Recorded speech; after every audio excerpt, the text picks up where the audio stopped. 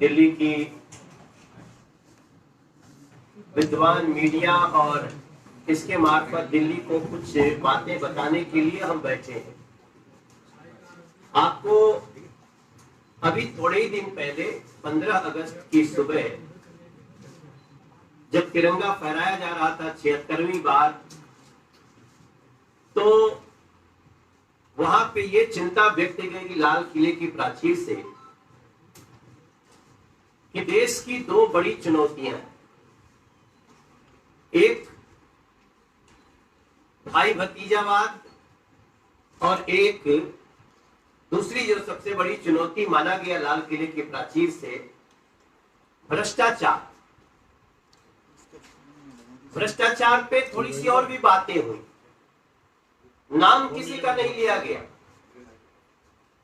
मैं मीडिया के समक्ष ये बड़ी अंडरलाइन करना चाहता हूं कि लाल किले की प्राचीर से देश की चिंता व्यक्त की गई। भ्रष्टाचार पर 2014 से, जब से देश की सरकार बदली है, लगातार भ्रष्टाचार की जड़ों पे चोट करने की कोशिश हो रही है और उसी का एक सोपान है जहां पर देश के प्रधानमंत्री जी देश के लोगों को इस मुद्दे पे और भी ज्यादा जगाना चाहते हैं ताकि भ्रष्टाचार रूपी राक्षस को जड़ से खत्म किया जा सके। लेकिन जैसे ही भ्रष्टाचार की बात हुई, दिल्ली के मुख्यमंत्री अरविंद केजरीवाल का ऐसा लगा जैसे नीचे से ऊपर तक एकदम किसी बीमारी ग्रस्त व्यक्ति जब हिल जाता है, ऐसी उनकी स्थिति हो गई। हमें बहुत आश्चर्य है क्योंकि जो इंडिया अगेंस्ट करप्शन करता हुआ आया हो, वो भ्रष्टाचार समाप्त करने की बात पे स्वयं हिल जाता हो कि ये बातें क्यों कर रहे हैं, तो ये अनायास नहीं है साथियों। इसके पीछे बहुत बड़ा रीजन है और वो रीजन आज मैं आप सबके सामने रखना चाहता हूं। आपको बताते हुए मुझे बहुत खुशी नहीं है, बहुत तकलीफ है। आप सब जान करके हैरान होंगे कि हर सरकार की प्रति वर्ष सीएजी रिपोर्ट जारी होती है। सीएजी रिपोर्ट दिल्ली की भी हर साल जारी होती थी, लेकिन आज मीडिया के थ्रू हमारे दिल्ली वासियों को और देश में जो लोग दिल्ली से मतलब रखते होंगे उनको जान करके आश्चर्य होगा कि पिछले 4 साल से सीएजी की ऑडिट रिपोर्ट टेबल ही नहीं की गई। अगर आप सीएजी ऑडिट रिपोर्ट नहीं लाते हैं जनता के सामने, विधानसभा में नहीं लाते हैं, तो फिर उसके बाद आप जितनी बातें कर रहे हैं सब गोल गोल गोल गोल घुमा रहे हैं, कोई बात भी प्रामाणिक नहीं है। दिल्ली कर्जे में है या दिल्ली लाभ में है, दिल्ली का किस डिपार्टमेंट का कितना नुकसान हुआ, दिल्ली का कौन डिपार्टमेंट थोड़ा फायदा ले रहा है, दिल्ली के आम लोगों को जो यहाँ पे अक्सर ये समस्या होती है, साफ पानी कैसे मिले, सबको पानी कैसे मिले, गलियों की स्थिति कैसे ठीक हो, कूड़े का पहाड़ कैसे ठीक हो, ये सारी समस्याओं के लिए जब एक चीज की आवश्यकता पड़ती है तो उसका नाम होता है हमारा बैलेंस शीट, हम कहां खड़े हैं। और ये सरकार क्या, ये तो परिवार में भी एक व्यक्ति को करना पड़ता है। लेकिन दिल्ली सरकार ने पिछले 4 वर्षों से सीएजी की ऑडिट रिपोर्ट विधानसभा में टेबल नहीं किया। मैं अरविंद केजरीवाल जी से बड़ी विनम्रता से पूछना चाहता हूं कि आप सीएजी ऑडिट रिपोर्ट को क्यों छुपाना चाहते हैं सर? आप जवाब नहीं देंगे, लेकिन जवाब मुझे मिल गया है और आज जवाब आपके समक्ष में लेके आया हूं कि दिल्ली का 1,51,564 करोड़,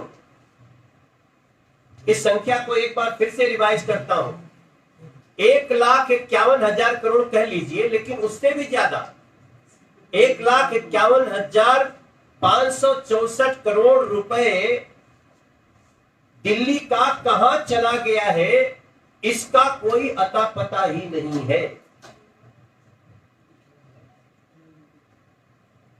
1,51,564 करोड़ रुपए।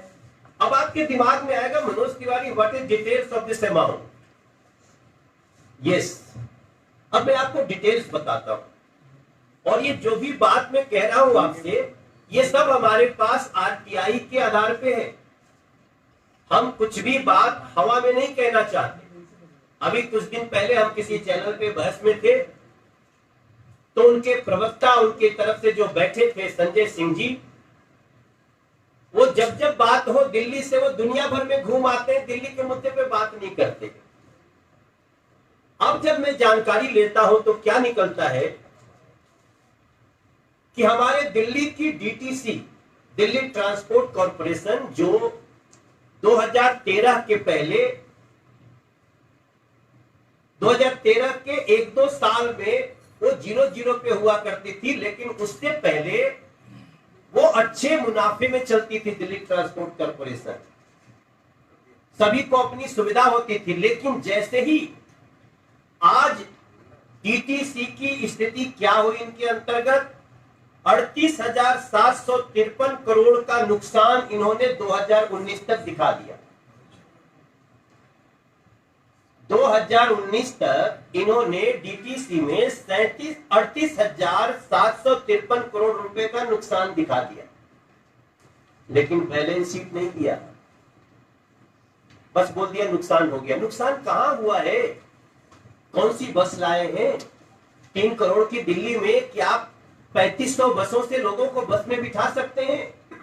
महिलाओं को बस में बिठाएंगे फ्री, बड़ा अच्छा है, मैं स्वागत करता हूं। लेकिन क्या 3 करोड़ लोगों के शहर में 3500 बसों से कोई चल सकता है? जिस दिन कोई त्योहार होता है, बस स्टॉप पे मारा मारी और मीडिया में खबरें भी आती है। लेकिन 38,753 करोड़ ये 2019 तक का है, और 5,280 करोड़ का नुकसान मार्च 2020 तक ऑन रिकॉर्ड है, और 2021 और 22 का अभी इसमें नुकसान जुड़ना है। मैं उसकी बात अभी नहीं कर रहा हूं जो 20 और 21 का नुकसान है।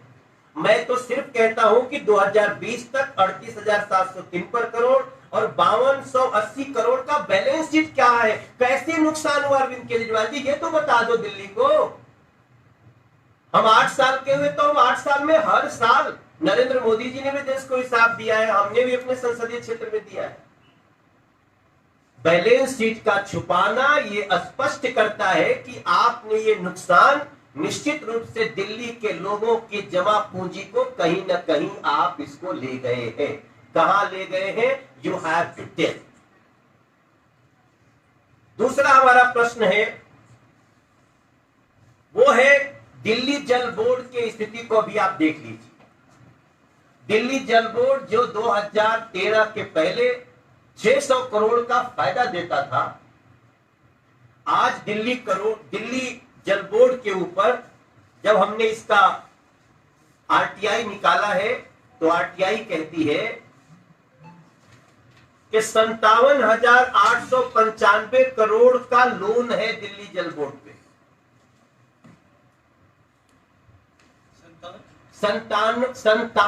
माफ करिएगा फिर से, 57,895 करोड़, मतलब इसको लमसम 58,000 करोड़ हुआ। लेकिन एग्जैक्ट आज मैं बोलूंगा, क्योंकि मैं हवा में बातें नहीं कर रहा हूं, मैं आरटीआई रिपोर्ट के आधार पे बात कर रहा हूं। अब सवाल होता है कि आपका अगर दिल्ली जल बोर्ड जो 600 करोड़ का फायदा देता था, जिससे फ्लड डिपार्टमेंट कई जगह सड़कें बनाती थी, नाले ठीक करते थे, छोटी छोटी गलियां बनती थी, एमसीडी को जाता था, सारा डिस्ट्रीब्यूशन चलता था, अगर वो अचानक आपने कहा 57,895 करोड़ का लोन ले लिया, तो लोन लेकर के क्या किया? क्या दिल्ली में लोगों के घरों में पानी की पाइप चली गई सबके? क्या दिल्ली के लोगों को टैंकर माफियाओं का सामना नहीं करना पड़ता? क्या दिल्ली में अब टैंकर नहीं चलता? क्या यमुना जी का पानी साफ हो गया? इन सारी चीजों में एक भी कार्य नहीं हुआ, लेकिन आपने लगभग 58,000 करोड़ का लोन ले लिया, तो ये लोन से किया क्या ये तब पता चलेगा जब आप बैलेंस शीट दोगे, जब सीएजी रिपोर्ट आएगी जिसको आप 4 साल से छुपाए हो।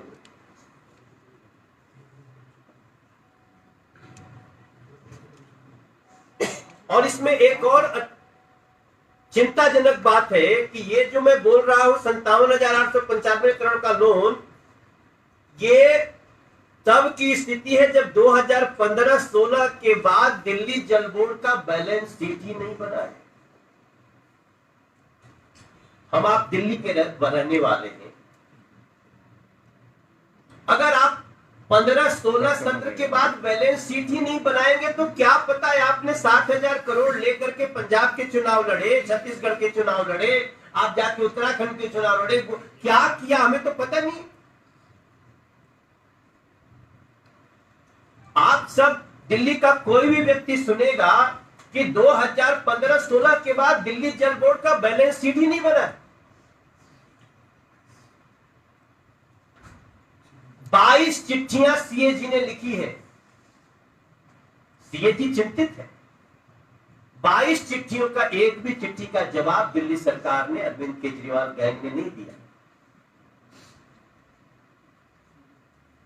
और तीसरा, ये अमाउंट जोड़ के हम देखते हैं, पहला 38,753 करोड़, दूसरा 57,895 करोड़, ये इसका बैलेंस शीट ही नहीं है मेरे दिल्ली के भाई बहन।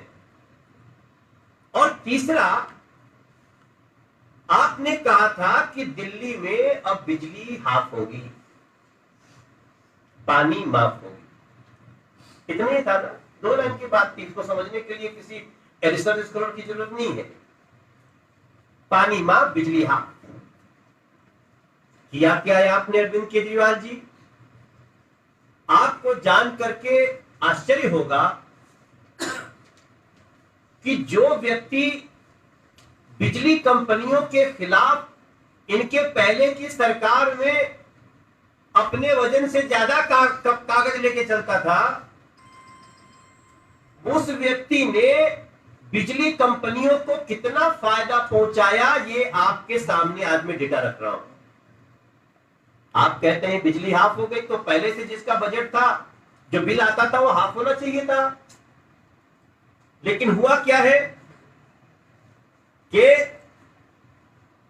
आपने जो भी अलग अलग जनता की जेब से अलग अलग हेड में चार्जेज कलेक्ट किए हैं, उनको क्या कभी आपने अरविंद केजरीवाल जी दिल्ली के सामने रखा? कैसे कैसे आपके बिजली के बिल में चार्जेज आते हैं, मैं उनकी बात कर रहा हूं जिनके बिजली के बिल आते हैं, जो दुकानदार है, जो किसान है, जो व्यापारी है, जो कोई इंडस्ट्री चलाता है, या जिसका 200 यूनिट से ऊपर का बिल आता है। आप देखिए, आरए चार्ज 9,195 करोड़ रुपया इससे वसूला गया दिल्ली की जनता से। ये सारा मैं आपको आरटीआई के पेपर से दिखा रहा हूं, आप इसको ले सकते हैं और अपनी अपनी समीक्षा अपने चैनल पे कर सकते हैं, अपने अखबार में कर सकते हैं। इलेक्ट्रिसिटी टैक्स 2015 से 2021 तक में 5,222 करोड़ इन्होंने दिल्ली की जनता से वसूला है। अपैक चार्जेस एपीएसी, इसके तहत 3,900 करोड़ रुपया वसूला है। फिक्स्ड चार्जेस, जिसको लेकर के बहुत हंगामा हुए, बहुत लोग सड़कों पे आए, उसके तहत 16,233 करोड़ रुपया इन्होंने वसूला है दिल्ली की जनता से। और सब्सिडी के आधार पे इन्होंने सब्सिडी 12,408 करोड़ इस हेड में इन्होंने दिल्ली की जनता से लिया है, और ये टोटल होता है 49,636 करोड़। दिया किसको जाता है? बिजली कंपनियों को। मेरा ये डाउट है, मेरा ये प्रश्न है कि इतना पैसा बिजली कंपनियों को जो दिया है वो सिर्फ दिखावा है, पीछे का खेल वैसा ही है जैसा इन लोगों ने एक्साइज पॉलिसी में किया है। और इस अमाउंट को आप जोड़ दीजिए तो टोटल अमाउंट होता है 1,51,500 564 करोड़। और ये सिर्फ 3 डिपार्टमेंट की जानकारी लेकर के आज आपके सामने आया हूं।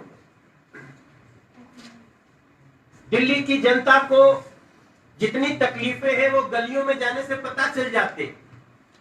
अगर मैं गली में अगर भारतीय जनता पार्टी का बड़ा सा टोपी पहन के न जाऊं तो लोग हमें अरविंद केजरीवाल का साथी समझ के कूट भी सकते हैं, क्योंकि उन लोगों को पानी को लेकर के बड़ी परेशानी हो रखी है। महिलाएं ऐसे टूटती हैं, उनको बताना पड़ता है बहन जी हम अरविंद केजरीवाल वाले नहीं। तो देखिए आम जनता को तो ये भी नहीं पता चलता, उसको लगता है सांसद आया है पकड़ो कॉलर, उसको लगता है विधायक आया पकड़ो कॉलर। तो विधायक आएगा नहीं, सांसद को तो जाता है। तो इन जानकारियों के बाद अब हमको समझ में आता है कि भ्रष्टाचार नाम सुनते ही अरविंद केजरीवाल जी को गुस्सा क्यों आता है। हमारे देश में एक लाइन चलती थी कि अल्बर्ट पिंटो को गुस्सा क्यों आता है। अब हम ढूंढने में लगे हैं कि अरविंद केजरीवाल जी को गुस्सा क्यों आता है। अरविंद केजरीवाल जी तिरंगा रगड़ दे जमीन में तब उनको फर्क नहीं पड़ता। अरविंद केजरीवाल जी के मिनिस्टर भ्रष्टाचार में जेल हो तब उनको फर्क नहीं पड़ता। लेकिन जैसे ही एक अच्छे मंच से कहा गया कि हम भ्रष्टाचार को दूर करना चाहते हैं, उनको लगता है नहीं को कहा जा रहा है यही है। तो ऐसी स्थिति में ये सारी चीजों का जवाब अरविंद केजरीवाल जी आपको देना है। अगर आप नहीं देंगे अगले 3 दिन में जवाब हमको, तो जिस प्रकार से हम एक्साइज पॉलिसी के खिलाफ गए, जिस प्रकार से हम कमरों में हुए भ्रष्टाचार के ऊपर हम गए हैं, लोकायुक्त महोदय ने मांगा है जानकारी, हम ऐसे ही इसी आधार पे हम और संस्थाओं के पास जाएंगे। और मैं सीएजी से मैं प्रार्थना करना चाहता हूं। मुझे पता चला है कि सीएजी कुछ शोध करने वाली है, तो मैं सीएजी से रिक्वेस्ट करना चाहता हूं कि इनकी फॉरेंसिक जांच करें, इनकी फॉरेंसिक ऑडिट करें। मैं आज के इस पीसी में सीएजी से रिक्वेस्ट करता हूं,